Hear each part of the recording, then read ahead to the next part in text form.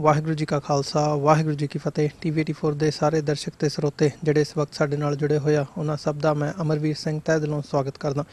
Viewers, ਅੱਜ ਅਸੀਂ ਸਿੱਖ centre of Virginia ਮਨਾਸਸ ਦੇ ਵਿੱਚ ਸਥਿਤ ਗੁਰਦੁਆਰਾ ਸਾਹਿਬ ਦੇ ਵਿੱਚ ਅਸੀਂ ਇੱਥੇ ਪਹੁੰਚੇ ਹਾਂ। ਅੱਜ ਇੱਥੇ ਪੰਜਾਬੀ ਦੇ ਜਿਹੜੇ ਅੱਜ ਦੀ ਡੇਟ ਦੇ ਮਹਾਨ ਪੋਇਟ ਹੈਗੇ ਆ ਸੁਰਜੀਤ ਪਾਤਰ, ਉਹ ਪਹੁੰਚ ਰਹੇ ਆ। ਖਾਲਿਸਤਾਨ ਅਫੇਅਰ ਸੈਂਟਰ ਦੇ ਸੰਚਾਲਕ ਡਾਕਟਰ ਅਮਰਜੀਤ ਸਿੰਘ ਪਹੁੰਚ ਰਹੇ ਆ। ਸੋ ਜਿੱਥੇ ਸਿੱਖ ਨੁਕਤਾ ਨਿਗਾਹ ਤੋਂ ਇਹ ਅੱਜ ਇੱਥੇ ਵਿਚਾਰਾਂ ਹੋਣੀਆਂ ਨੇ ਕਿ ਸਿੱਖ ਫਿਲਾਸਫੀ ਕੀ ਹੈਗੀ ਹੈ, ਸਿੱਖ ਧਰਮ ਕੀ ਹੈਗੀ ਹੈ, ਗੁਰੂ ਨਾਨਕ ਸਾਹਿਬ ਦਾ ਜਿਹੜਾ ਨਿਰਮਲ ਪੰਥ ਇਹ ਚਲਾਇਆ ਹੋਇਆ, ਇਹਦੇ 'ਤੇ ਪਹਿਰਾ ਦੇਣ ਦੀ ਕਿਵੇਂ ਲੋੜ ਹੈ। ਉੱਥੇ ਹੀ ਨਾਲ ਦੀ ਨਾਲ ਅੱਜ ਜਿਹੜੀਆਂ ਸਿੱਖ ਕੌਮ ਨੂੰ ਦਰਪੇਸ਼ ਮੁਸ਼ਕਲਾਂ ਹੈਗੀਆਂ ਨੇ ਅੱਜ ਦੇ ਮੌਕੇ 'ਤੇ, ਖਾਸ ਤੌਰ 'ਤੇ ਭਾਰਤ ਦੇ ਵਿੱਚ ਅਤੇ ਓਵਰਆਲ ਸਾਰੇ ਪੋਲੀਟੀਕਲ ਸਿਨੈਰੀਓ ਦੇ ਵਿੱਚ ਉਹਨਾਂ 'ਤੇ ਵਿਚਾਰ ਚਰਚਾ ਹੋਣੀ ਹੈ। ਸੋ ਜਿੱਥੇ ਆਓ ਇਸ ਗੱਲਬਾਤ ਦਾ ਵਿਚਾਰ ਚਰਚਾ ਦਾ ਹਿੱਸਾ ਬਣੀਏ, ਉੱਥੇ ਹੀ ਸੰਗਤ ਦੇ ਵਿੱਚ ਹਾਜ਼ਰੀ ਲਵਾਉਂਦੇ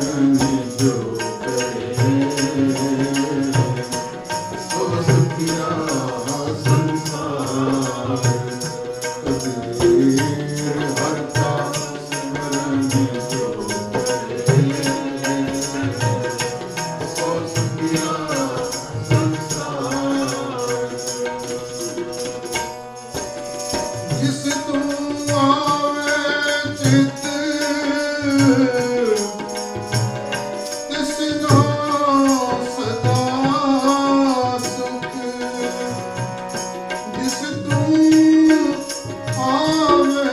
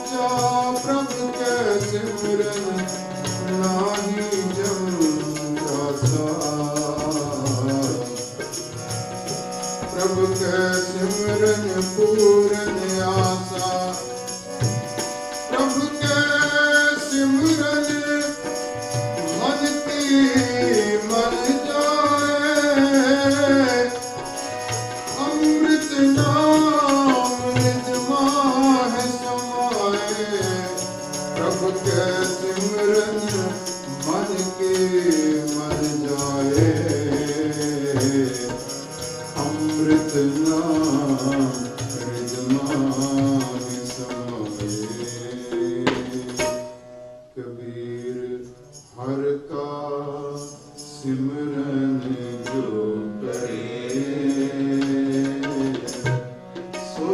सुखिया संसार कबीर हर का सिमरन जो करे सो सुखिया संसार वाहिगुरु सो सुखिया संसार। वाहिगुरु जी का खालसा वाहिगुरु जी की फतेह। ਆਪਾਂ ਨੂੰ ਪਤਾ ਬਈ ਅਗਲੇ ਹਫਤੇ ਇੱਥੇ ਮੇਲਾ ਹੋ ਰਿਹਾ, ਉਹਦੇ ਜਿਹੜੇ ਚੀਫ ਗੈਸਟ ਨੇ, guest of honour Sardar Surjit Singh Patar India ਤੋਂ ਆਏ ਨੇ ਸਪੈਸ਼ਲੀ ਇਸ ਵਾਸਤੇ। ਉਹ ਪੰਜਾਬ ਦੇ ਬਹੁਤ ਮਸ਼ਹੂਰ ਕਵੀ ਨੇ, ਪੰਜਾਬ ਆਰਟ ਕੌਂਸਲ ਦੇ ਇਸ ਵੇਲੇ ਉਹ ਚੇਅਰਮੈਨ ਵੀ ਨੇ। ਉਹਨਾਂ ਨੇ 2015 ਦੇ ਵਿੱਚ ਜਿਹੜਾ ਉਹਨਾਂ ਨੂੰ ਪਦਮ ਸ਼੍ਰੀ ਅਵਾਰਡ ਮਿਲਿਆ ਸੀ, ਉਹ ਉਹਨਾਂ ਨੇ ਵਾਪਸ ਕਰਤਾ ਸੀ ਗੌਰਮੈਂਟ ਨੂੰ, ਕਿਉਂਕਿ ਮੋਦੀ ਸਰਕਾਰ ਜਿਹੜੇ ਲੇਖਕ ਸੀ ਉਹਨਾਂ 'ਤੇ ਕਿੰਨਾ ਜ਼ੁਲਮ ਕਰ ਰਹੇ ਸੀਗੇ। ਸੋ ਹੀ ਰਿਟਰਨ ਦੈਟ। ਅੱਜ ਉਹ ਸਰਦਾਰ ਸੁਰਜੀਤ ਸਿੰਘ ਪਾਤਰ ਇੱਥੇ ਸੰਗਤ ਦੇ ਵਿੱਚ ਹਾਜ਼ਰ ਨੇ। ਅਸੀਂ ਉਹਨਾਂ ਨੂੰ ਜੀ ਆਏ ਆਖਦੇ ਹਾਂ, ਅਤੇ ਮੈਂ ਉਹਨਾਂ ਨੂੰ ਕਹੂੰ ਵੀ ਆ ਕੇ ਆਪਦੇ ਨਾਲ, ਮੇਰੇ ਖਿਆਲ ਉਹ ਕਹਿੰਦੇ ਸੀ ਮੈਂ ਵਿਚਾਰ ਸਾਂਝੇ ਕਰਨ ਦੀ ਬਜਾਏ ਇੱਕ ਕਵਿਤਾ ਸ਼ੇਅਰ ਕਰੂੰ ਸੰਗਤ ਨਾਲ, ਅਤੇ ਮੈਂ ਉਹਨਾਂ ਨੂੰ ਬੇਨਤੀ ਕਰੂੰ ਵੀ ਹੁਣ ਆਉਣ ਅਤੇ ਸੰਗਤ ਨੂੰ ਸੰਬੋਧਨ ਕਰਨ। ਵਾਹਿਗੁਰੂ ਜੀ ਕਾ ਖਾਲਸਾ, ਵਾਹਿਗੁਰੂ ਜੀ ਕੀ ਫਤਿਹ। ਸ਼੍ਰੀ ਗੁਰੂ ਗ੍ਰੰਥ ਸਾਹਿਬ ਜੀ ਦੀ ਮੁਕੱਦਸ ਹਜ਼ੂਰੀ ਦੇ ਵਿੱਚ ਸ਼ੋਭਤ ਪਰਮ ਸਤਿਕਾਰਯੋਗ ਸਾਧ ਸੰਗਤ, ਵਾਹਿਗੁਰੂ ਜੀ ਕਾ ਖਾਲਸਾ, ਸ੍ਰੀ ਵਾਹਿਗੁਰੂ ਜੀ ਕੀ ਫਤਿਹ। ਮੈਂ ਪਹਿਲਾਂ ਤਾਂ ਬਹੁਤ ਸ਼ੁਕਰਗੁਜ਼ਾਰ ਹਾਂ ਕਿ ਮੈਨੂੰ ਇਹੋ ਮੌਕਾ, ਇਹ ਪਲ ਸਾਧ ਸੰਗਤ ਦੇ ਦਰਸ਼ਨ ਕਰਨ ਦੇ ਉਪਲਬਧ ਹੋਏ। ਮੈਂ ਸਿਰਫ ਇਸ ਦਰ 'ਤੇ ਸੀਸ ਨਵਾਉਣ ਲਈ ਹੀ ਆਪਣੇ ਪਰਮ ਦੋਸਤ ਮਹਿਤਾਬ ਸਿੰਘ ਹੋਣਾ ਨਾਲ ਆਇਆ ਸੀ।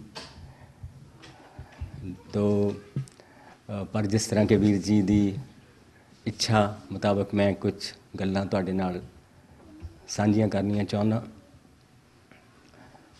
ਸੋ ਪਹਿਲੀ ਸਭ ਤੋਂ ਵੱਡੀ ਗੱਲ ਤਾਂ ਇਹ ਹੈ ਕਿ ਜਿਸ ਤਰ੍ਹਾਂ ਵੀਰ ਜੀ ਨੇ ਵੀ ਕਿਹਾ ਕਿ ਅਸੀਂ ਬੇਸ਼ੱਕ ਦੁਸ਼ਮਣ ਵੀ ਹੋਵੇ ਸਾਡਾ ਕੋਈ, ਜੇ ਉਹ ਜ਼ਖਮੀ ਆ ਤਾਂ ਅਸੀਂ ਮਲਮ ਲਾਉਣੇ, ਜੇ ਉਹ ਤਿਹਾਇਆ ਤਾਂ ਅਸੀਂ ਪਾਣੀ ਪਿਲਾਉਣੇ ਆ।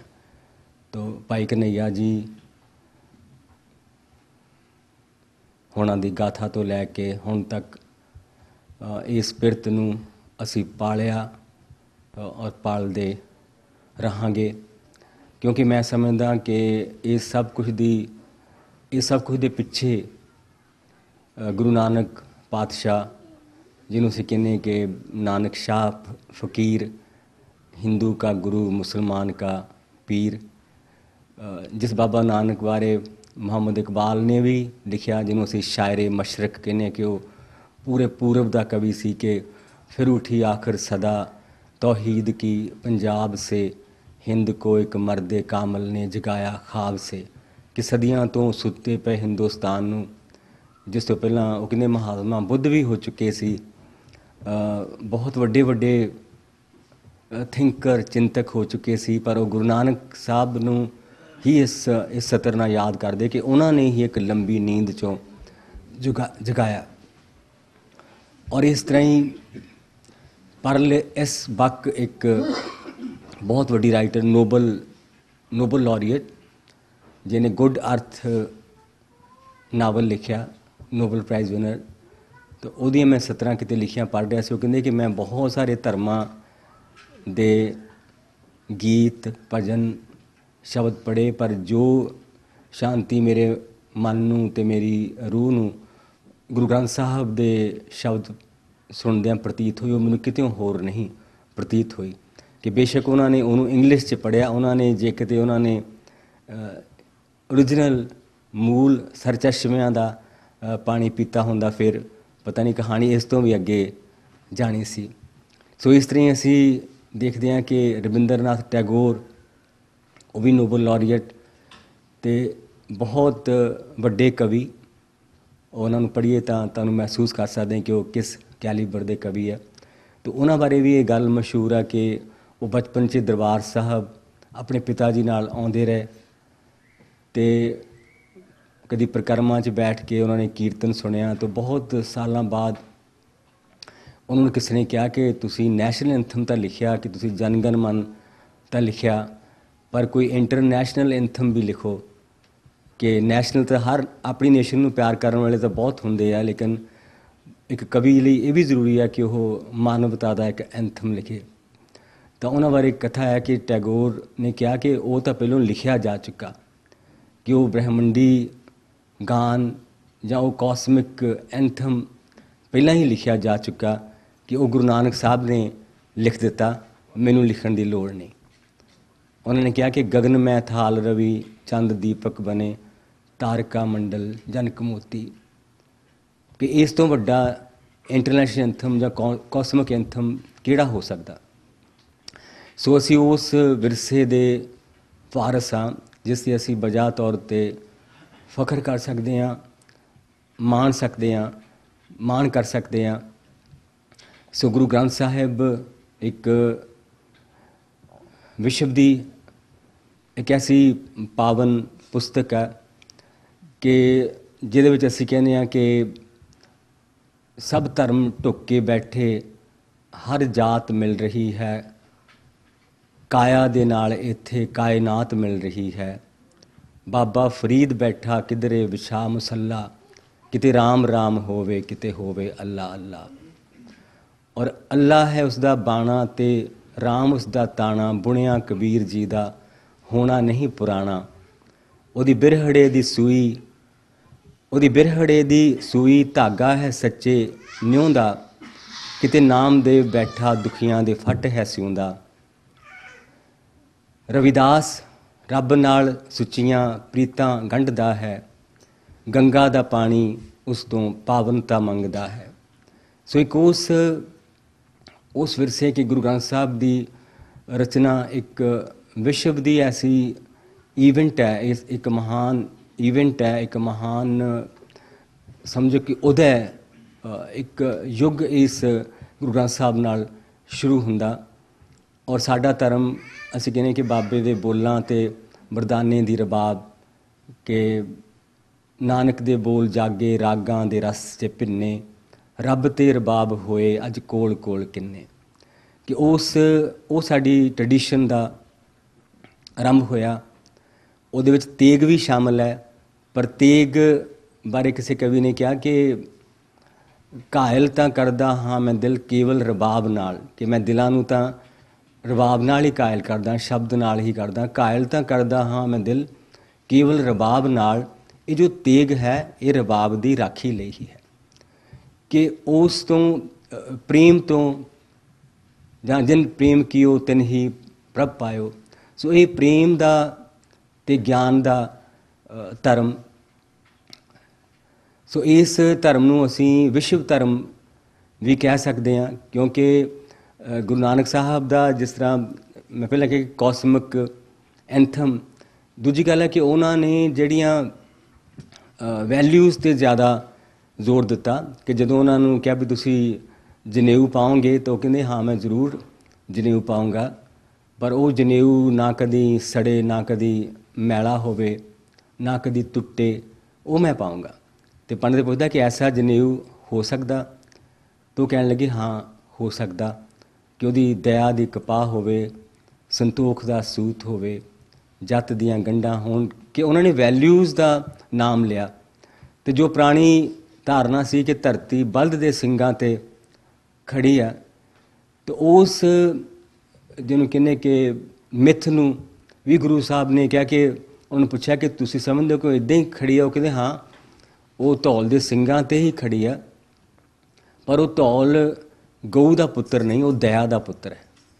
ਕਿ ਧੌਲ ਧਰਮ ਦਇਆ ਕਾ ਪੂਤ, ਕਿ ਦਇਆ ਜਿਹੜੀ ਕੰਪੈਸ਼ਨ ਨੂੰ ਗੁਰੂ ਸਾਹਿਬ ਦੁਨੀਆ ਦੀ ਸਭ ਤੋਂ ਵੱਡੀ ਵੈਲਿਊ, ਜੇ ਆਪਾਂ ਕਿਤੇ ਵੀ ਪੜ੍ਹੀਏ ਤਾਂ ਉਹ ਦਇਆ ਨੂੰ ਸਭ ਤੋਂ ਵੱਡੀ ਵੈਲਿਊ ਮੰਨਦੇ, ਕਿ ਦਇਆ ਜਿਹੜੀ ਆ ਕੰਪੈਸ਼ਨ ਆ, ਕਿ ਇਸ 'ਤੇ ਧਰਤੀ ਖੜੀ ਆ।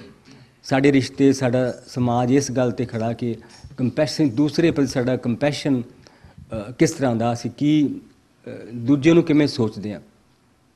सो उस धर्म दे वारस हो के मैं समझदा कि असी वडभागी हाँ कि असी उस विरासत दे पैरोकार हाँ, असी उस विरासत दे वारस हाँ।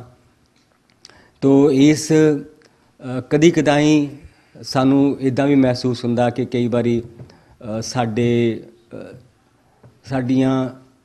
साडी रूह दे राखे जां साडे चानण मुनारे आप उजड़ पै जांदे आ।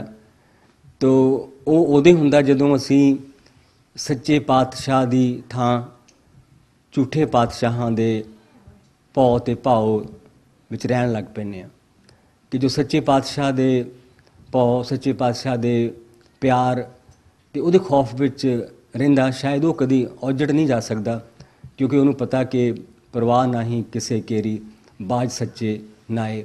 ਸੋ ਇਹ ਹੁੰਦਾ ਕਿ ਅਸੀਂ ਜਿਵੇਂ ਸਾਡੇ ਇੱਕ ਟੀਚਰ ਸੀਗੇ ਡਾਕਟਰ ਤਾਰਨ ਸਿੰਘ, ਉਹਨਾਂ ਨੇ ਕਹਿਣਾ ਕਿ ਚਲੋ ਤੁਸੀਂ 100% ਨੰਬਰ ਤਾਂ ਨਹੀਂ ਲੈ ਸਕਦੇ, ਆਪਣੇ ਆਚਾਰ ਵਿਵਹਾਰ 'ਚੋਂ 33% ਨੰਬਰ ਹੀ ਲੈ ਲਓ। ਉਹਨਾਂ ਨੇ ਸਾਨੂੰ ਕਹਿਣਾ ਕਿ ਸ਼ਾਇਦ ਅਸੀਂ ਪਰਫੈਕਟ ਤਾਂ ਨਹੀਂ ਹੋ ਸਕਦੇ ਕਿ ਅਸੀਂ ਬਿਲਕੁਲ ਪੂਰਨ ਹੋ ਜਾਈਏ, ਲੇਕਿਨ ਅਸੀਂ ਜ਼ਰੂਰ ਪਾਸ ਮਾਰਕਸ ਜ਼ਰੂਰ ਲਈਏ। ਤਾਂ ਸਾਨੂੰ ਉਹ ਪ੍ਰੇਰਨਾ ਇਸ ਤਰ੍ਹਾਂ ਦਿੰਦੇ ਹੁੰਦੇ ਸੀ। ਸੋ ਮੈਂ ਵੀ ਸਮਝਦਾ ਕਿ ਅਸੀਂ ਇਸ ਮਹਾਨ ਧਰਮ ਦੀ ਜੋਤ ਤੋਂ ਚਾਨਣ ਲੈ ਕੇ ਅਸੀਂ ਕਿਸ ਤਰ੍ਹਾਂ ਦਾ ਵਿਵਹਾਰ ਕਰੀਏ ਕਿ ਜਦੋਂ ਵੀ ਕੋਈ ਚੰਗਾ ਜਾਂ ਮਾੜਾ ਕੰਮ ਕਰਦਾ ਲੋਕ ਪੁੱਛਦੇ ਕਿੱਥੋਂ ਆਇਆ, ਇਹਦਾ ਪਿਤਾ ਕੌਣ ਆ, ਇਹਦਾ ਗੁਰੂ ਕੌਣ ਹੈ। ਜਦੋਂ ਅਸੀਂ ਚੰਗਾ ਕੰਮ ਕਰਦੇ ਹਾਂ ਤਾਂ ਉਦੋਂ ਵੀ ਪੁੱਛਦੇ ਵੀ ਇਹ ਕੌਣ ਲੋਕ ਨੇ। ਤਾਂ ਫਿਰ ਉਹ ਜਿਹੜੀ ਸਾਡੀ ਸ਼ੋਭਾ ਉਹ ਜਿਨ੍ਹਾਂ ਦੇ ਅਸੀਂ ਵਾਰਿਸ ਹਾਂ ਉਹਨਾਂ ਤੱਕ ਪਹੁੰਚਦੀ ਆ ਔਰ ਉਹਨਾਂ ਦਾ ਨਾਮ ਉਹਨਾਂ ਦੇ ਮਨ 'ਚ ਵੀ ਵਸਦਾ। ਸੋ ਇਹੋ ਅਸੀਂ ਸਮਝਦੇ ਹਾਂ ਕਿ ਕਈ ਵਾਰੀ ਕਹਿੰਦੇ ਕਿ ਅਸੀਂ ਧਰਤੀਆਂ ਬੇਗਾਨੀਆਂ, ਅਤੇ ਮੈਂ ਕਿਹਾ ਸੀ ਜੇ ਆਪਾਂ ਸੋਹਣੇ ਕਰਮ ਬੀਜੀਏ ਅਤੇ ਸੋਹਣੇ ਲਫ਼ਜ਼ ਬੀਜੀਏ, ਲਫ਼ਜ਼ ਵੀ ਇੱਕ ਬੀਜ ਹੈ, ਕਰਮ ਵੀ ਬੀਜ ਹੈ, ਤਾਂ ਬੇਗਾਨੀਆਂ ਧਰਤੀਆਂ ਵੀ ਆਪਾਂ ਨੂੰ ਛਾਂ ਦੇਣ ਲੱਗ ਪੈਂਦੀਆਂ। ਉੱਥੇ ਵੀ ਸਾਡਾ ਇੱਕ ਨਾਂ ਥਾਂ ਸਾਡਾ ਸਪੇਸ ਬਣਦਾ। ਤੋ ਮੈਂ ਮੈਨੂੰ ਅੱਛਾ ਲੱਗਾ ਇੱਥੇ ਵੀਰ ਜੀ ਦੀ ਅਨਾਊਂਸਮੈਂਟ ਵੀ, ਉਹਨਾਂ ਦੀਆਂ ਗੱਲਾਂ ਔਰ ਉਹਨਾਂ ਦੇ ਸਰੋਕਾਰ, ਉਹਨਾਂ ਦੇ ਕੰਸਰਨ ਤੋਂ ਮੈਂ ਆਪਣੇ ਆਪ ਨੂੰ ਬਹੁਤ ਖੁਸ਼ ਨਸੀਬ ਸਮਝਦਾ ਕਿ ਅੱਜ ਮੈਂ ਇੱਥੇ ਹਾਂ ਔਰ ਅਸੀਂ ਆਪਣੇ ਲੋਕਾਂ ਨੂੰ, ਆਪਣੇ ਬੱਚਿਆਂ ਨੂੰ ਇੱਕ ਇਸ ਤਰ੍ਹਾਂ ਦਾ ਵਿਰਸੇ ਨਾਲ ਜੋੜੀਏ ਕਿ ਉਹਨਾਂ ਦੇ ਦਿਲ ਬਹੁਤ ਵਿਸ਼ਾਲ ਹੋਵੇ। ਕਈ ਵਾਰ ਅਸੀਂ ਬਹੁਤ ਸੰਕੀਰਣ ਕਰ ਦਿੰਦੇ ਹਾਂ। ਸੋ ਕਿਸੇ ਨੇ ਕਿਹਾ ਸੀ ਕਿ ਅਸੀਂ ਪੌਣ ਪਾਣੀ ਅਤੇ ਅੰਨ ਪਾਣੀ ਅਤੇ ਬੋਲ ਬਾਣੀ ਨਾਲ ਪਲਦੇ ਹਾਂ, ਕਿ ਤਿੰਨ ਚੀਜ਼ਾਂ ਸਾਨੂੰ ਪਾਲਦੀਆਂ। ਕਿ ਪੌਣ ਪਾਣੀ ਤਾਂ ਹੈ ਕਿ ਕੁਦਰਤ ਹੈ, ਜਦੋਂ ਗੁਰੂ ਸਾਹਿਬ ਨੇ ਕਿਹਾ ਕਿ ਪਵਨ ਗੁਰੂ ਪਾਣੀ ਪਿਤਾ, ਉਹ ਤੋਂ ਬਾਅਦ ਅਸੀਂ ਕਹਿੰਦੇ ਕਿ ਅੰਨ ਦੇਵਤਾ ਪਾਣੀ ਦੇਵਤਾ, ਔਰ ਤੋਂ ਬਾਅਦ ਬੋਲ ਬਾਣੀ ਕਿ ਅਸੀਂ ਕੀ ਰੋਜ਼ ਉਹਨਾਂ ਨਾਲ ਕੀ ਗੱਲਾਂ ਕਰਦੇ ਹਾਂ, ਉਹਨਾਂ ਨੂੰ ਅਸੀਂ ਕੀ ਸਿਖਾਉਂਦੇ ਹਾਂ, ਅਸੀਂ ਕਿਸ ਚੀਜ਼ ਦੀ ਉੱਚਤਾ ਸਿਖਾਉਂਦੇ ਹਾਂ, ਕਿਹਨਾਂ ਨੂੰ ਨਾਇਕ ਮੰਨਦੇ ਹਾਂ। ਕਿ ਉਹ ਬੱਚੇ ਸਾਡੀ ਬੋਲ ਬਾਣੀ 'ਚੋਂ ਵੀ ਬਹੁਤ ਸਿੱਖਦੇ ਆ ਕਿ ਅਸੀਂ ਬੇਸ਼ੱਕ ਉਹਨਾਂ ਨੂੰ ਧਰਮ ਨਾਲ ਜੁੜਨ ਲਈ ਕਹੀਏ, ਪਰ ਜਿਹੜੀ ਸਾਡੀ ਇੱਕ ਪਰਿਵਾਰ 'ਚ ਬੋਲ ਬਾਣੀ ਹੋਊਗੀ, ਜੋ ਅਸੀਂ ਉੱਥੇ ਗੱਲਾਂ ਕਰਾਂਗੇ, ਉਸ ਤੋਂ ਵੀ ਬੱਚੇ ਬਹੁਤ ਕੁਛ ਪ੍ਰਾਪਤ ਕਰਦੇ। ਉਹ ਕਈ ਵਾਰੀ ਸਾਡੀਆਂ ਸੰਕੀਰਣਤਾਵਾਂ, ਸਾਡੇ ਪ੍ਰੈਜੂਡਿਸਿਸ ਵੀ ਲੈ ਲੈਂਦੇ ਆ। ਸੋ ਉੱਥੇ ਵੀ ਸਾਡਾ ਬਹੁਤ ਜ਼ਰੂਰੀ ਹੈ ਕਿ ਅਸੀਂ ਆਪਣੇ ਵਿਵਹਾਰ ਨੂੰ ਇਸ ਤਰ੍ਹਾਂ ਦਾ ਕਰੀਏ ਕਿ ਜਿਹੜਾ ਸਮਝੋ ਕਿ ਅਸੀਂ ਉਸ ਰੌਸ਼ਨੀ ਵਿੱਚ ਸੱਚੇ ਪਾਤਸ਼ਾਹ ਦੇ ਭੈ ਅਤੇ ਭਾਵ ਵਿੱਚ ਹੋਵੇ। ਸੋ ਇਹਨਾਂ ਕੁਛ ਸ਼ਬਦਾਂ ਨਾਲ ਮੈਂ ਆਪ ਸਭ ਜੀ ਨੂੰ ਆਪਣਾ ਬਹੁਤ ਪਿਆਰ ਸਤਿਕਾਰ ਅਰਪਿਤ ਕਰਦਾ ਔਰ ਕਾਮਨਾ ਕਰਦਾ ਕਿ ਅਸੀਂ ਦੁਨੀਆ ਵਿੱਚ ਰੌਸ਼ਨ ਹੋਈਏ। ਸੋ ਮੈਂ ਇੱਕ ਛੋਟੀ ਜਿਹੀ, ਜਦੋਂ ਪੰਜਾਬ ਇਸ ਵੇਲੇ ਪੰਜਾਬ ਕੀ ਸੀ, ਉਹਦੇ ਟੁਕੜੇ ਵੀ ਹੋਏ, ਉਹ ਛੋਟਾ ਵੀ ਹੁੰਦਾ ਗਿਆ, ਲੇਕਿਨ ਮੈਂ ਸਮਝਦਾ ਕਿ ਉਹ ਫੈਲਦਾ ਵੀ ਗਿਆ।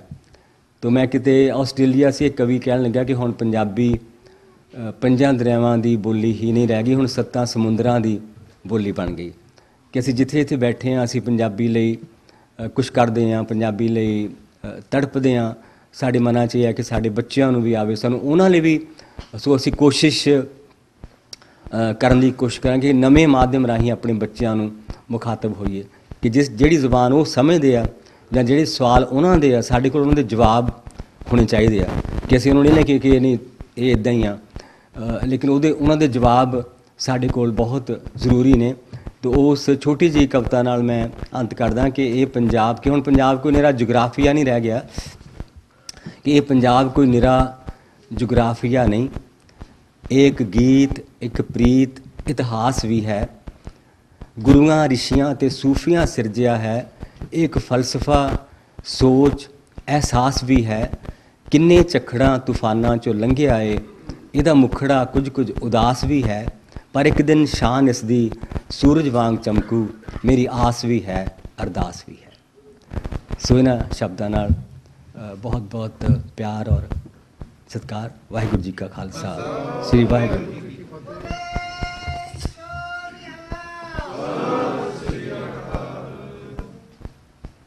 ਸਾਧ ਸੰਗਤ ਜੀ, ਵਾਹਿਗੁਰੂ ਜੀ ਕਾ ਖਾਲਸਾ, ਵਾਹਿਗੁਰੂ ਜੀ ਕੀ ਫਤਿਹ। ਅੱਜ ਆਪਾਂ ਬਹੁਤ ਖੁਸ਼ਕਿਸਮਤ ਹਾਂ ਇਸ ਸੰਗਤ ਦੇ ਵਿੱਚ ਡਾਕਟਰ ਅਮਰਜੀਤ ਸਿੰਘ ਵਿਰਾਜਮਾਨ ਨੇ।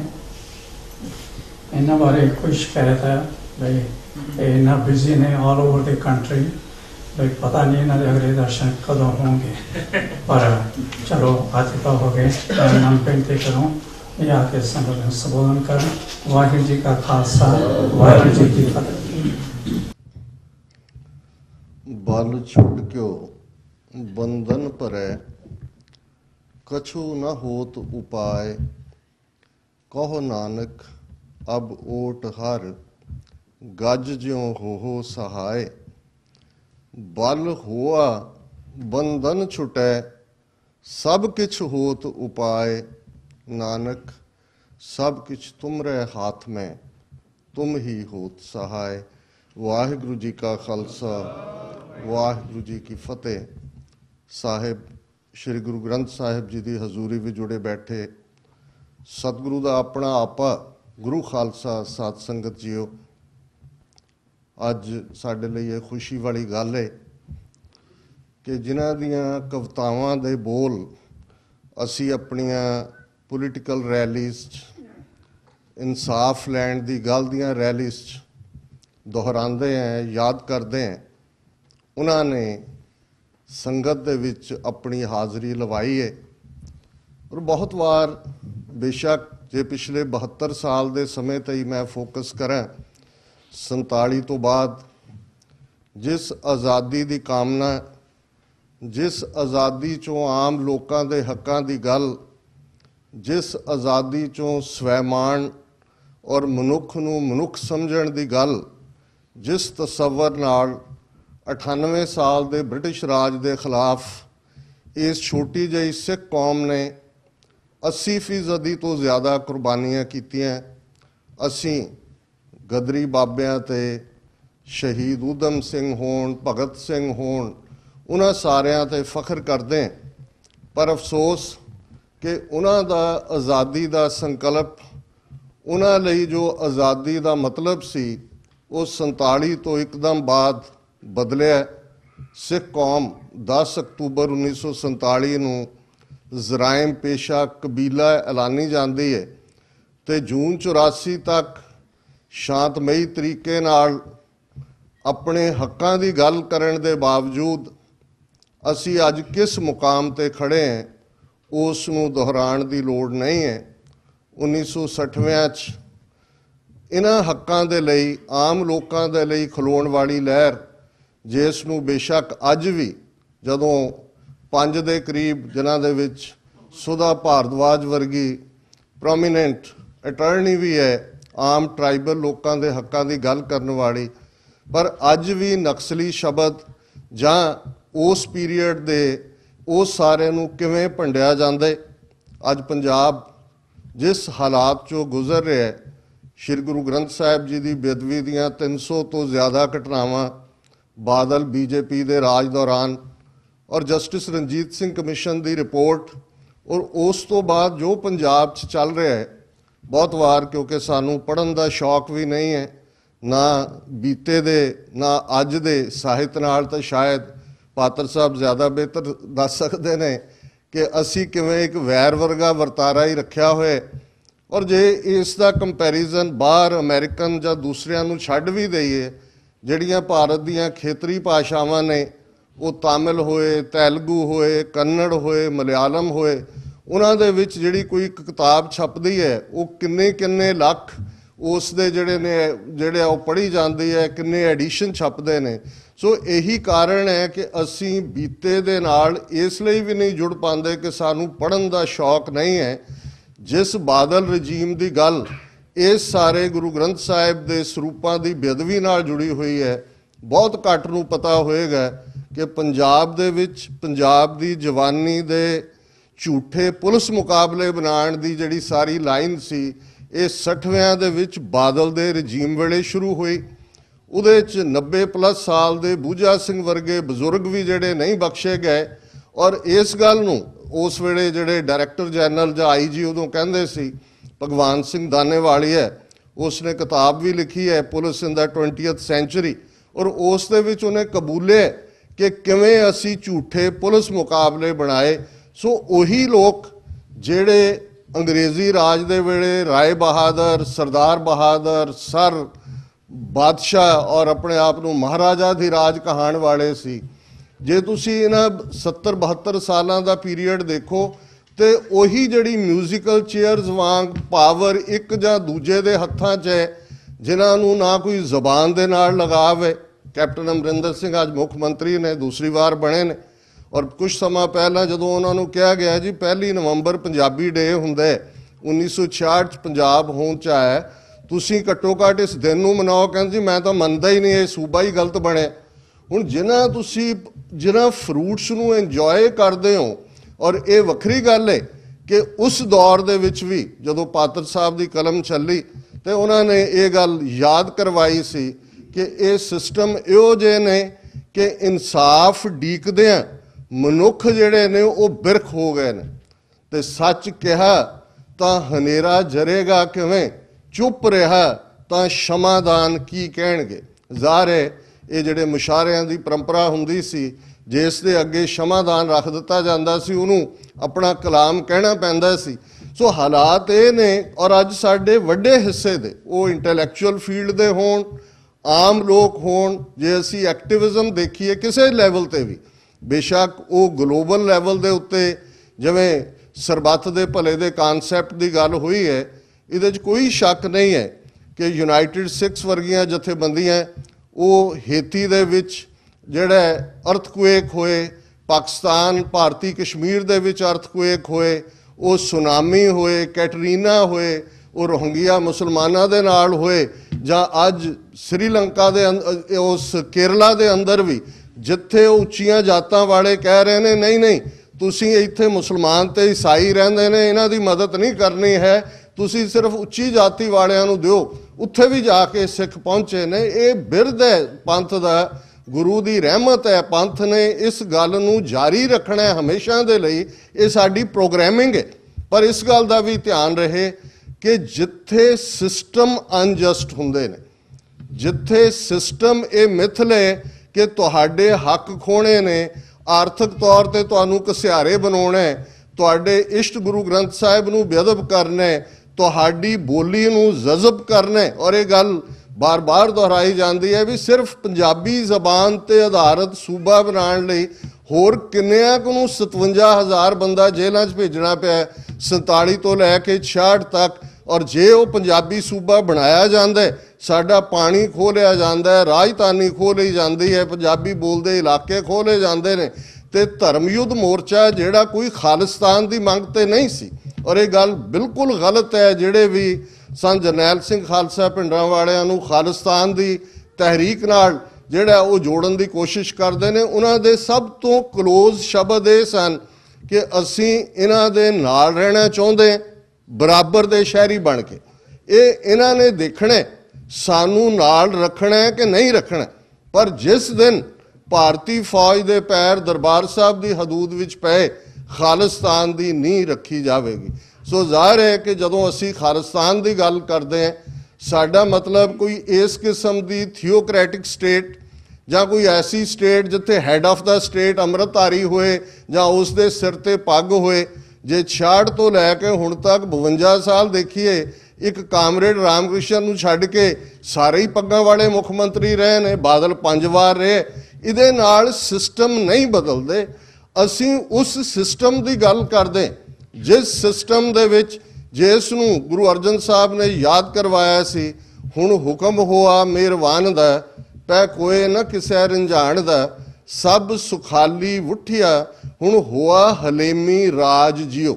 ਇੱਕ ਇਹੋ ਜਿਹਾ ਸਿਸਟਮ, ਇਹੋ ਜਿਹਾ ਪੋਲੀਟੀਕਲ ਨਿਜ਼ਾਮ ਜਿੱਥੇ ਕੋਈ ਕਿਸੇ ਦੇ ਹੱਕ ਨਾ ਖੋਏ, ਕੋਈ ਕਿਸੇ ਨੂੰ ਰੰਝਾਏ ਨਾ, ਤੰਗ ਨਾ ਕਰੇ, ਸਾਰੇ ਸੁਖੀ ਵਸਣ।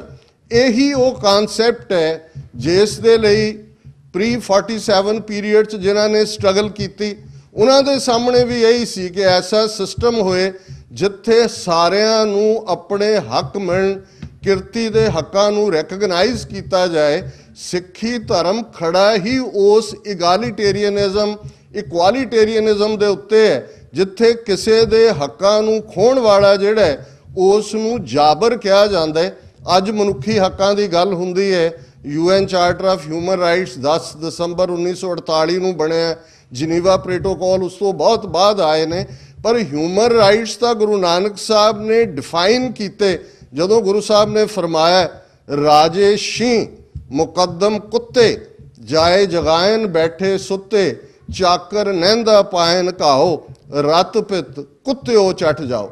ਕਿ ਇਹ ਰਾਜੇ ਸ਼ੀਂ ਵਾਂਗ, ਸ਼ੇਰ ਵਾਂਗ ਨੇ, ਇਹ ਹੈਲਪਲੈਸ ਜਨਤਾ ਦੇ ਉੱਤੇ ਝਪਟਦੇ ਨੇ। ਇਹਨਾਂ ਦੇ ਅੱਗੋਂ ਜਿਹੜੇ ਮੁਕੱਦਮ ਨੇ ਇਹ ਕੁੱਤਿਆਂ ਵਾਂਗ ਜਿਹੜਾ ਲੈਫਟ ਓਵਰ ਹੈ ਉਸ ਨੂੰ ਵੀ ਚੱਟ ਜਾਂਦੇ ਨੇ।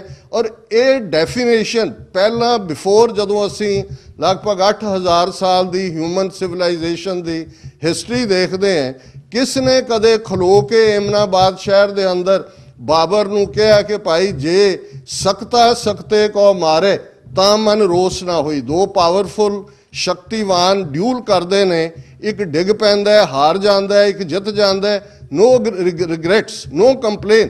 ਪਰ ਜੇ ਸਖਤਾ ਸ਼ੀਹੋ ਮਾਰੇ ਪੈ ਵੱਗੇ, ਖਸਮੈ ਸਾ ਪਰਸੋਏ, ਕਿ ਜੇ ਇੱਕ ਧਿਰ ਉਸ ਸ਼ੇਰ ਵਾਂਗ ਹੈਲਪਲੈਸ ਇੱਜੜ ਨੂੰ ਜਿਹੜਾ ਉਹ ਨਿਸ਼ਾਨਾ ਬਣਾਏ ਆਪਣੇ ਹਮਲੇ ਦਾ, ਫਿਰ ਉਸ ਦਾ ਮਾਲਕ ਉਸ ਦੇ ਲਈ ਅਕਾਊਂਟੇਬਲ ਠਹਿਰਾਇਆ ਜਾਂਦਾ।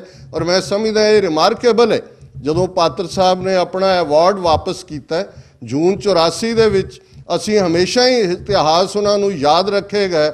ਉਹ ਭਗਤ ਪੂਰਨ ਸਿੰਘ ਪਿੰਗਲਵਾੜਾ ਹੋਣ, ਡਾਕਟਰ ਗੰਡਾ ਸਿੰਘ ਹਿਸਟੋਰੀਅਨ ਹੋਣ, ਸਾਧੂ ਸਿੰਘ ਹਮਦਰਦ ਪੱਤਰਕਾਰ ਹੋਣ, ਜਾਂ ਖੁਸ਼ਵੰਤ ਸਿੰਘ ਜਰਨਲਿਸਟ ਹੋਣ। ਬਾਅਦ 'ਚ ਖੁਸ਼ਵੰਤ ਸਿੰਘ ਦਾ ਕੀ ਰੋਲ ਰਿਹਾ ਇਹ ਵੱਖਰੀ ਗੱਲ ਹੈ, ਪਰ ਜੋ ਹਿਸਟੋਰੀਕਲ ਰੋਲ ਉਸ ਪੀਰੀਅਡ 'ਚ ਹੈ ਉਹ ਹਮੇਸ਼ਾ ਲਈ ਇਤਿਹਾਸ ਦਾ ਹਿੱਸਾ ਬਣ ਜਾਂਦਾ।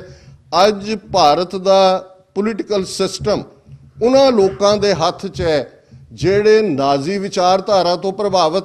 ਗੋਲਵਲਕਰ ਦੇ ਤੁਸੀਂ ਵਰਕਸ ਪੜ੍ਹ ਲਓ, ਉਹਨੇ ਬੜੀ ਕਲੀਅਰਲੀ ਕਿਹਾ, ਕਿਉਂਕਿ ਨਾਜ਼ੀਆਂ ਦਾ ਵੀ ਇਹੀ ਨਾਰਾ ਸੀ, one nation, one race, one leader. ਉਹਨੇ ਕਿਹਾ ਜੀ ਜਿਹੜਾ ਹੱਲ ਹਿਟਲਰ ਜਾਂ ਨਾਜ਼ੀਆਂ ਨੇ ਘੱਟ ਗਿਣਤੀਆਂ ਦਾ ਲੱਭਿਆ, ਇਹੀ ਅਸੀਂ ਇੱਥੇ ਲਾਗੂ ਕਰਾਂਗੇ। ਇਹਨਾਂ ਦੇ ਹੀ ਜਿਹੜੇ ਥਿਓਲੋਜੀਅਨ ਸੀ, ਇਹਨਾਂ ਨੇ ਜਾ ਕੇ ਉਸ ਮੁਸੋਲਿਨੀ ਨੂੰ ਫਾਸ਼ਿਜ਼ਮ ਦੀ ਸਾਰੀ ਟ੍ਰੇਨਿੰਗ ਦਿੱਤੀ ਵੀ, ਲਈ ਵੀ। ਔਰ ਅੱਜ ਹਿੰਦੁਸਤਾਨ ਦੇ ਇਸ ਸਲੋਗਨ ਦੇ ਥੱਲੇ ਉਹ ਈਸਾਈ ਹੋਣ 30 ਮਿਲੀਅਨ, 200 ਮਿਲੀਅਨ ਮੁਸਲਮਾਨ ਹੋਣ, 100 ਮਿਲੀਅਨ ਤੋਂ ਜ਼ਿਆਦਾ ਦਲਿਤ ਹੋਣ, ਕਿਤੇ ਲਵ ਜਿਹਾਦ ਦੇ ਨਾਂ ਥੱਲੇ, ਕਿਤੇ ਗਊ ਮਾਸ ਦੇ ਨਾਂ ਥੱਲੇ ਕੁਛ ਹੋਰ ਨਹੀਂ ਮਿਲਦਾ, ਵੰਦੇ ਮਾਤਰਮ ਦਾ ਰੌਲਾ ਪਾ ਲਓ ਜਾਂ ਕੁਛ ਹੋਰ ਕਰ ਲਓ। ਸੋ ਅੱਜ ਵੀ ਜਦੋਂ ਅਸੀਂ ਗੱਲ ਕਰ ਰਹੇ ਹਾਂ ਕਿ 21ਵੀਂ ਸਦੀ, ਨਵੀਂ ਸਦੀ, never again, second world war ਤੋਂ ਬਾਅਦ ਜਦੋਂ ਯਹੂਦੀਆਂ ਦੀ, ਜਿਪਸੀਆਂ ਦੀ, ਸਿਵਲ ਲਿਬਰਟੇਰੀਅਨਸ ਦੀ, ਕਮਿਊਨਿਸਟ ਦੀ ਜਿਹੜੀ ਹੈ ਕਿਲਿੰਗਸ ਦੀ ਗੱਲ ਆਈ, ਦੁਨੀਆ ਨੇ ਕਿਹਾ ਨੈਵਰ ਅਗੇਨ, ਨੈਵਰ ਅਗੇਨ। ਪਰ ਅੱਜ ਉਸ ਖਿੱਤੇ ਦੇ ਵਿੱਚ 1 ਬਿਲੀਅਨ 300 ਮਿਲੀਅਨ ਲੋਕ ਉਸ ਵਿਚਾਰਧਾਰਾ ਦੀ ਪਕੜ ਹੀ ਨਹੀਂ। 2019 'ਚੋਂ ਦੁਬਾਰਾ ਪਾਵਰ ਲੈਣ ਦੇ ਲਈ ਜਿਸ ਹੱਦ ਤੱਕ ਉਹਨਾਂ ਦੇ ਹੌਸਲੇ ਵਧੇ ਹੋਏ ਨੇ, ਪਿਛਲੇ ਵੀਕਐਂਡ ਤੇ ਸ਼ਿਕਾਗੋ ਵਰਲਡ ਹਿੰਦੂ ਕਾਂਗਰਸ ਦੇ ਨਾਂ ਥੱਲੇ ਵਿਵੇਕਾਨੰਦ ਦੇ ਨਾਲ ਜੋੜ ਕੇ, ਵਿਵੇਕਾਨੰਦ ਦਾ ਕੋਈ ਹਿੰਦੂਤਵਾਦੀ ਆਈਡੀਓਲੋਜੀ ਨਾਲ ਲਾਗਾ ਦੇਗਾ ਨਹੀਂ ਸੀ, ਉਹ 1893 'ਚ ਵਰਲਡ ਪਾਰਲੀਮੈਂਟ ਆਫ ਰਿਲੀਜਨਸ 'ਚ ਆਇਆ, ਬਹੁਤ ਉਹਨੂੰ ਸਰਾਹਿਆ ਗਿਆ, ਉਸ ਦੀ ਇੱਕ ਬੜੀ ਓਪਨ ਜਿਹੀ ਗੱਲ ਸੀ। ਲੇਕਿਨ ਉਹਦੇ ਨਾਲ ਜੋੜ ਕੇ ਜਿਹੜੀ ਉਹਦੀ ਵਿਚਾਰਧਾਰਾ ਵਾਲੀ ਵਿਦਾਂਤਾ ਸੁਸਾਇਟੀ, ਰਾਮਾਕ੍ਰਿਸ਼ਨਾ ਪਰਮਹੰਸ ਦੀ ਉਹ ਫੰਕਸ਼ਨ ਰੱਖਣਾ ਚਾਹੁੰਦੇ ਸਨ, ਜਿਹਦੇ 'ਚ ਮਮਤਾ ਬੈਨਰਜੀ ਨੇ ਐਡਰੈਸ ਕਰਨਾ ਸੀ ਇਹਨਾਂ ਨੇ ਜ਼ੋਰ ਪਾ ਕੇ ਉਹ ਫੰਕਸ਼ਨ ਨਹੀਂ ਹੋਣ ਦਿੱਤਾ, ਆਪਣਾ ਰੱਖਿਆ। ਪਰ ਅਸੀਂ ਇਹ ਗੁਰੂ ਨਾਨਕ ਦੇ ਬਿਰਧ ਨੂੰ ਕਿ ਸੱਚ ਕੀ ਬਾਣੀ ਨਾਨਕ ਆਖੇ, ਸੱਚ ਸੁਣਾਏ ਸੀ ਸੱਚ ਕੀ ਬੇਲਾ। ਜਿੰਨੇ ਮਰਜ਼ੀ ਪਾਵਰਫੁਲ ਰਜੀਮ ਹੋਣ, ਜਿੰਨੇ ਮਰਜ਼ੀ ਉਹਨਾਂ ਦੇ ਨੱਕ ਰਗੜਨ ਜਾਂ ਉਹਨਾਂ ਸਾਹਮਣੇ ਲੰਮੇ ਪੈਣ ਵਾਲੇ ਹੋਣ, ਅਮਰੀਕਾ ਭਰ ਚੋਂ ਸਿੱਖਾਂ ਨੇ, ਕਸ਼ਮੀਰੀਆਂ ਨੇ, ਮੁਸਲਮਾਨਾਂ ਨੇ, ਦਲਿਤਾਂ ਨੇ ਔਰ main stream whites and African Americans, ਜੇ ਤੁਸੀਂ TV 84 ਅੱਜ ਦੇ ਇਸ ਫੰਕਸ਼ਨ ਨੂੰ ਵੀ ਕਵਰ ਕਰ ਰਹੇ, ਅਸੀਂ ਲਾਈਵ ਉਸ ਨੂੰ ਉੱਥੋਂ ਕਵਰ ਕੀਤਾ। ਸੈਂਕੜਿਆਂ ਦੀ ਗਿਣਤੀ ਦੇ ਵਿੱਚ ਸਿੱਖ ਪਹੁੰਚੇ ਉਸ ਹੋਟਲ ਦੇ ਬਾਹਰ ਜਿੱਥੇ ਮੋਹਨ ਭਾਗਵਤ ਔਰ ਇਹਨਾਂ ਦੀ ਇਹ ਸਾਰੀ ਕੋਟਰੀ, ਅੱਜ ਵੱਡਾ ਹਿੱਸਾ ਜਿਹੜਾ ਈਵਨ ਇਹਨਾਂ ਦੇ ਸੋ ਕਾਲਡ ਇੰਟੈਲੈਕਚੁਅਲਸ ਨੇ ਉਹ ਵੀ ਇਹਨਾਂ ਦੇ ਸਪੋਰਟਰ ਬਣੇ ਹੋਏ ਨੇ। ਅਸੀਂ ਇਸ ਦੇ ਖਿਲਾਫ ਪ੍ਰੋਟੈਸਟ ਕੀਤਾ ਜ਼ੋਰਦਾਰ ਕਿ ਸਾਨੂੰ ਇਹ ਵਿਚਾਰਧਾਰਾ ਕਬੂਲ ਨਹੀਂ ਹੈ। ਔਰ ਜਿਵੇਂ ਇਹ ਦੱਸਿਆ ਗਿਆ ਜੇ ਅਲਾਮਾ ਇਕਬਾਲ ਨੇ ਗੁਰੂ ਨਾਨਕ ਸਾਹਿਬ ਨੂੰ ਇਹ ਮਰਦ ਕਾਮਿਲ, ਜੇ ਇਸਲਾਮ ਦੇ ਹਵਾਲੇ ਨਾਲ ਦੇਖੋ ਤੇ ਇਹ ਉਹ ਰੱਬ ਦਾ ਬੰਦਾ, ਮੁਕੰਮਲ ਇਨਸਾਨ, ਮੁਕੰਮਲ ਉਸ ਵਿਚਾਰਧਾਰਾ ਦਾ ਜੋ ਅਲਾਮਾ ਇਕਬਾਲ ਨੇ ਕਿਹਾ ਸੀ कि फिर उठी आखिर सदा तौहीद की पंजाब से, हिंद को एक मर्द कामिल ने जगाया ख्वाब से। ये तौहीद दी गल, एक रब दी गल, साहिब मेरा एको है भाई एको है। जे एक रब दे सारे बंदे ने, एक रब दी अव्वल अल्लाह नूर उपाया, कुदरत के सब बंदे एक नूर ते सब जग उपजया, कौन भले को मंदे। ते फिर किसी ਲਈ नफरत ਦੀ ਥਾਂ नहीं है, किसी ਦੇ हक खोण ਦੀ ਗੱਲ नहीं है और बिना जात रंग नस्ल धर्म जेंडर ਦੇ ਵਿਤਕਰੇ ਦੇ हर एक ਦੇ ਉਸ ਮਨੁੱਖੀ हक ਦੀ ਗੱਲ है। यही सिखी विचारधारा है और यही खालिस्तान ਦੀ विचारधारा भी है, जिस ਤੇ आधारित मैं समझदा कि जे ਸਾਡੇ ਕੋਲ ਅੱਜ ਅਸੀਂ 30 ਮਿਲੀਅਨ ਸਿੱਖ ਆਪਣੇ ਹੋਮਲੈਂਡ ਦੇ ਵਿੱਚ किस किस्म का वो साड़ी जबान के हवाले नाल होए, साड़ियाँ इंस्टीट्यूशनस होण, अकाल तख्त साहब वर्गा वो मुकद्दस थां जिहड़ा गुरु पंथ की गैदरिंग और उत्थों कंसैंसस के नाल फैसले लैण की गल सी। अज किवें ये जिहड़े ने वो अकाल तख्त के जथेदार बादलों की जेब च ने, बादल RSS की जेब च है तो RSS वाले इत्थे आ लियाते हैं, उन्होंने अपने टुचे जे किस्म के लोग भी कि जी असी हिंदू हैं और गुरबाणी नूं कोट कर रहे हैं कि जी कबीर साहब ने भी कहा कि जी तब तो हिंदू ही रही। बिल्कुल मिस कोट इस लाइन नूं। सो वो साडी स्क्रिप्चर नूं, साडे इतिहास नूं और किस हद तक जाके अज हालत ये है, जिस पंजाब नूं, पंजाबी सूबे लई सिखा ने इन्नियां कुर्बानियां कीतियां। लहर के दौरान एक दौर च पंजाबी टाइपराइटर भी आ गए, पंजाबी बोली लागू करने की गल भी हो गई। पर अज हालात ये ने कि भाई कान सिंह नाभा का महान कोश जिहड़ा एक बंदे ने अपनी सारी जिंदगी ला के कीता, उस दियां कापियां पंजाबी यूनिवर्सिटी पटियाला ने अंग्रेजी च ट्रांसलेट करना सी, उदा की हाल किया। हाई कोर्ट इंटरवीन कर रहा है जी, कमेटी बनाओ। ये 1500 तो ज़्यादा जिहड़े पेजिज आए ही नहीं और अर्थ की किए हुए ने। भाषा विभाग जिहड़ा एक बड़ी पॉजिटिव नोट के नाल शुरू होया, जिन्होंने चंगे काम किए। सो कुल मिला के चैलेंजिस 4 चफेरे ने, पर मैं समझदा कि वी एग्री टू डिसएग्री, ये साडी लाइन होनी चाहिए है। असी हर एक दी हर गल नाल ना भी सहमत होईए, पर असी जिहड़ा जबान दे नाल जुड़िया होया वो ये समझे कि भाई मैं पंजाबी जबान की प्रमोशन लई काम करना है। जिहड़ा ह्यूमैनिटेरियन कॉज लई जुड़िया होया वो उन्हां दे लई काम करे। जिहड़े पोलिटिकल एक्टिविज्म च यकीन रखते हैं वो भी अपने घरां चों बाहर निकलन। सिर्फ आर्म चेयर फिलासफर बन के बहुत माड़ा हो रहा जी, बहुत माड़ा हो गया जी, ये इवें गल नहीं है। सिख प्रोएक्टिव अप्रोच रखदे, असी रिएक्टिव नहीं होईए। और असी इस गल के मद्देनज़र कि भाई साडे गुरु साहबान ने सानू वो मुकम्मल जीवन जाच दिती है जिहदे च असी धार्मिक, समाजक, आर्थिक, सियासी हर पिड़ दे विच जिहड़ा अपना बढ़दा रोल अदा करना है।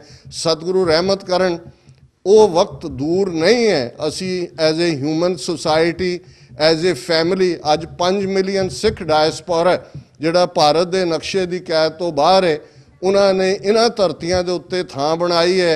वो कैनेडा होए, अमेरिका होए, अज पोलिटिकली भी अमेरिका च US कांग्रेशनल सिख कॉकस है, 50 तो ज़्यादा कांग्रेसमैन उस दे मैंबर ने।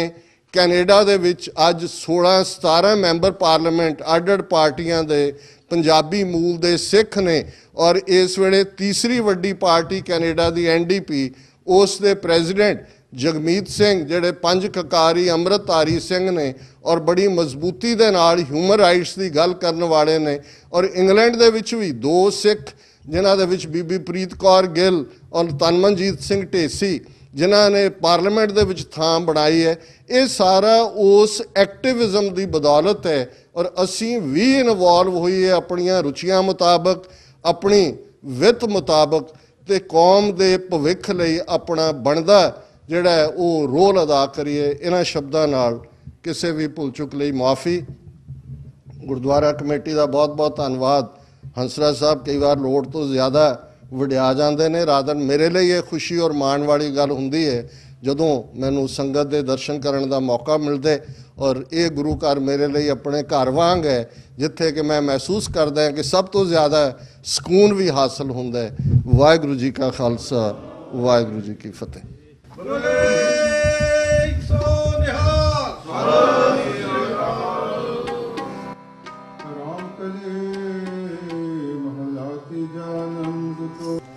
आनंद पया मेरे माए सतगुरु ने पाया सतगुरु का